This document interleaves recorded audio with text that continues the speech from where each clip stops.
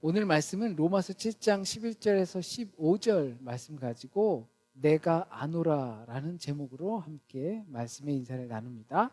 우리가 새길 말씀은 15절 말씀이에요. 내가 행하는 것을 내가 알지 못하노니 곧 내가 원하는 것은 행하지 않고 도리어 미워하는 것을 행함이라. 이 말씀을 새기면서 내가 아노라라는 제목으로 말씀의 인사를 나눕니다. 부득이하게 오늘 제가 이렇게 가운 없이 예배를 드리게 됐어요. 보시면서 이상하셨을 텐데 제가 한국으로 가기 전에 예배 드리고 또 월요일날 출국하니까 서둘러서 세탁소에 맡기고 또 와서 찾아야지 했는데 오자마자 찾으러 갔더니 그날부터 휴가를 세탁소가 휴가를 하게 돼서 다음 주까지 8월 3일까지 휴가라고 해서 제가 부득이하게 양복만 입고 말씀을 전하게 된 점 이해해 주시길 바라겠습니다. 이 말씀 내가 행하는 것을 내가 알지 못하노니 곧 내가 원하는 것은 행하지 아니하고 도리어 미워하는 것을 행한다. 우리가 익히 잘 알고 있는 말씀이고 또 나 자신을 생각해 보면 더욱더 잘 알게 되는 말씀이에요. 근데 나는 왜 내가 알고 있는 대로 살지 못할까라는 생각을 또 하게 되죠. 내가 원하는 것을 왜 행하지 못할까? 흔히들 우리가 살아가면서 알아야 하고 또 배워야 하는 것, 그것은 어린 시절 유치원에서 다 배웠다라고 하기도 합니다. 물론 지적인 것은 계속 살아가면서 정보가 필요해요. 세상이 자꾸 변하니까 그 정보를 습득해야 하거든요. 아마 오랜만에 한국을 가시면 이 한국의 변화된 시스템과 사용법들을 아마 쉽게 적응하지 못하실 거예요. 저희도 2년에 한 번씩 간다 하더라도 그때마다 바뀌는 것들 때문에 어려움을 겪거든요. 그런 정보들은 필요해요. 그럼에도 우리가 아는 대로 살지 못하는 존재 상태라는 것을 너무나 우리가 잘 알고 있습니다. 내가 머리로는 알고 있지만 손발이 따라주지 않는 거죠.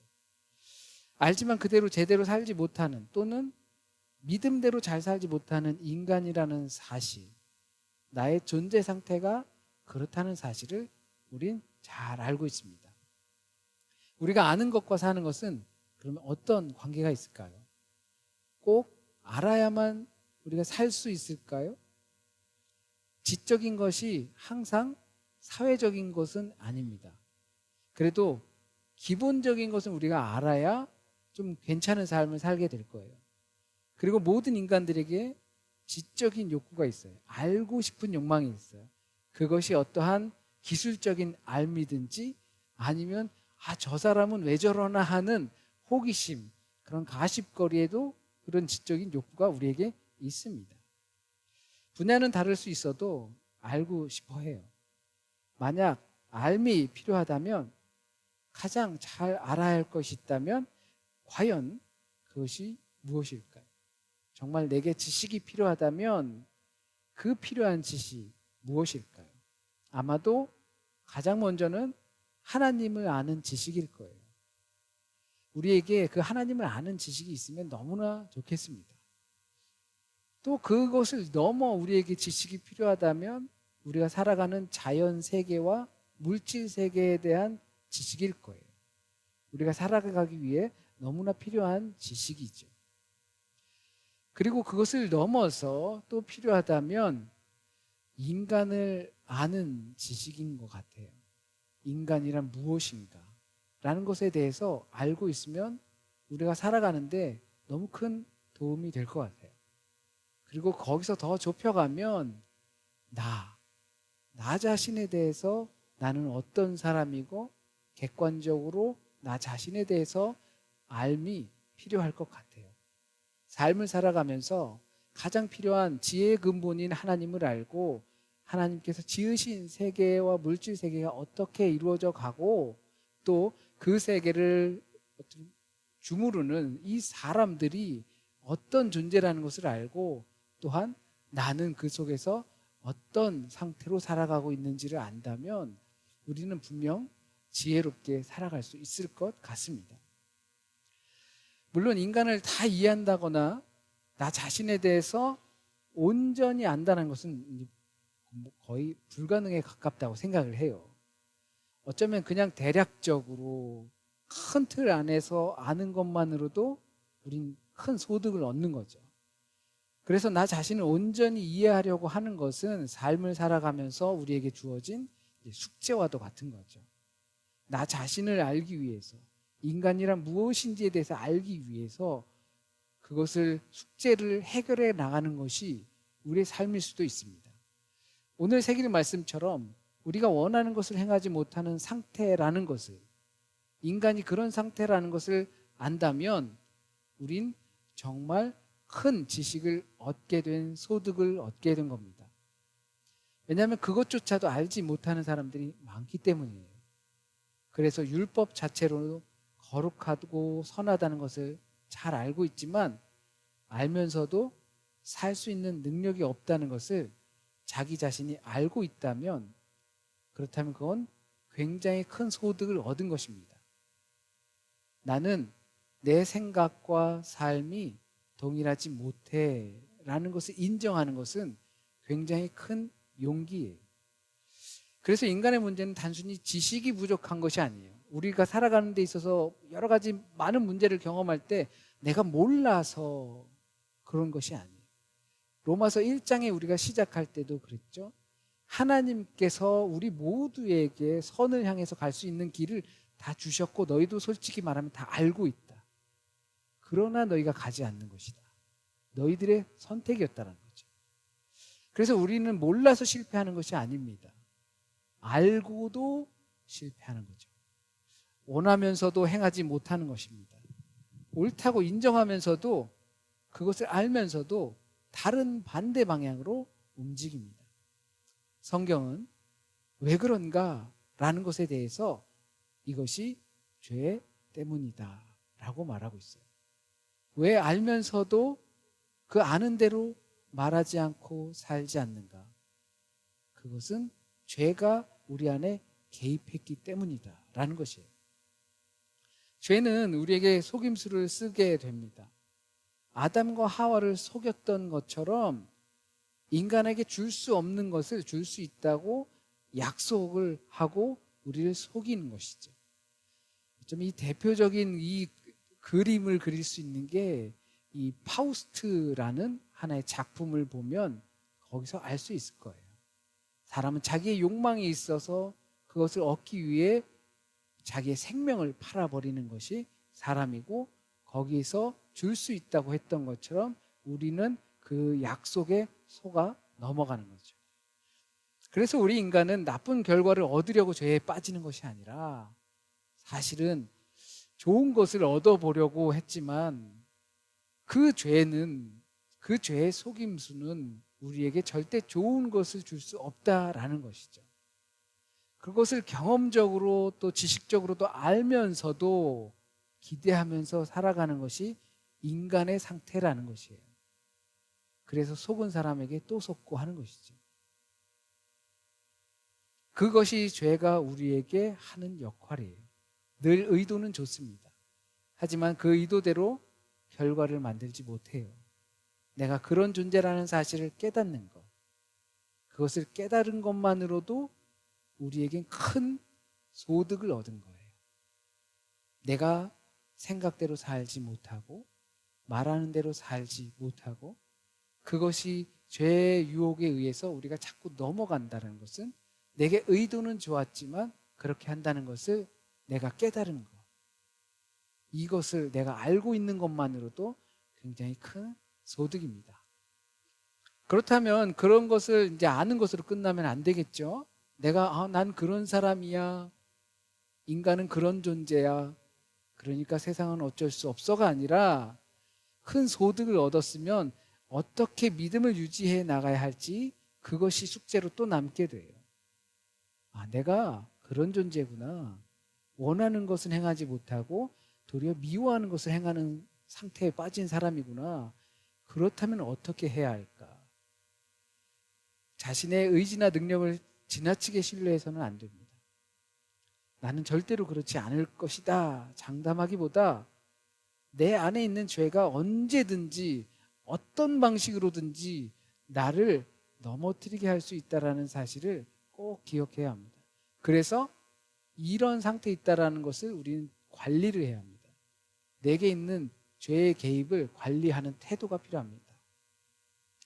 그 중에 하나가 사람들을 정죄하지 않는 거예요. 나는 절대 그러지 않을 거야 라는 교만에 빠지지 않는 거예요. 내가 그런 상태를 알고 있기 때문에 그러면 나는 어떻게 살아야 할까를 할 때 사람들의 죄를 찾아내고 그리고 그것을 판단하는 것이 아니라 그러기보다 먼저 내 마음을 살피는 거예요. 나는 그렇지 않는가? 나는 내 눈에 볼 때 잘못이 보이는데 혹시 나도 그와 같이 하고 있진 않는가? 나를 살피며 내 안에서도 있을 수 있는 그 죄를 관리하는 것입니다. 타인이 분노하는 모습을 보면서도 나도 그렇지 않는가? 타인이 지나친 욕심을 내는 것을 보면서도 혹시 나는 그렇지 않은가? 그래서 정죄하지 않고 판단하지 않고 더불어 교만하지 않는 것이 죄를 관리하는 우리의 삶인 것입니다. 너는 틀렸고 소망이 없다고 이렇게 말하지만 그냥 내버려 두라는 것이 아니라 그 행동은 잘못되었지만 하나님의 은혜 안에서 우리 다시 시작할 수 있고 회복할 수 있다라는 권면으로 이어집니다. 뭐 나도 그럴 수 있으니까 라고 하면서 인간은 다 그런 거야. 벗어날 수 없어. 나는 겸손하게 살기 위해 교만하지 않고 또 정죄하지 않고 비판하지 않을 거야 라고 끝나는 것이 아니라 그 행동은 잘못됐지. 그 행동이 내게도 있을 수 있지. 그러나 하나님의 은혜 안에서 우리가 다시 회복되고 새롭게 시작할 수 있다라는 권면으로 나아가야 합니다. 자신의 죄를 아는 신자는 높은 자리에 서서 돌을 던지지 않습니다. 자신도 은혜로 살아가는 사람이라는 사실을 겸손하게 받아들이고 또 겸손하게 권면하고 또 인내하며 회복하는 것을 돕습니다. 죄를 아는 사람은 교만해지는 것이 아니라 오히려 겸손해지고 타인을 정죄하는 것이 아니라 함께 은혜를 구합니다. 우리는 다른 사람의 실패를 쉽게 판단할 수 있지만 우리 안에도 같은 모순과 연약함이 있다는 사실을 기억하게 됩니다. 자신을 안다는 것은 스스로를 미워하는 것이 아니라 하나님의 은혜가 없이는 주의 은혜 없이는 살 수 없다는 그 고백으로 나아가고 또 더불어 함께 나아가는 것입니다. 그러나 이러한 인식이 체념으로 이어져서는 안 됩니다. 우리가 연약한 존재임을 안다고 해서 죄를 어쩔 수 없는 것으로 받아들이면 안 되겠죠. 인간은 원래 그래. 이런 것은 인간을 이해하는 데는 도움이 될 수 있어요. 왜냐하면 인간에 대한 신뢰를 갖고 살아가다 상처를 받고 또 실망을 하고 좌절하다 보면 오히려 인간을 믿고 싶지 않은 마음으로 빠지게 돼요. 인간은 악해. 원래 악한 거야. 그런데 왜 거기에 기대를 걸어? 라고 사는 것이 아니라 인간은 원래 그래. 악해. 인간에 대한 이해는 도움이 되지만 그 잘못을 합리화하는 핑계가 되어서는 안 된다는 겁니다.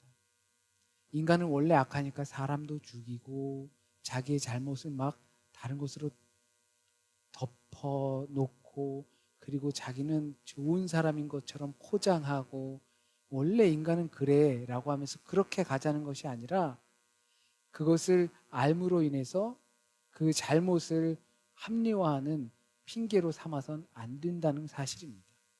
오히려 인간에 대한 긍휼한 마음을 갖게 돼요.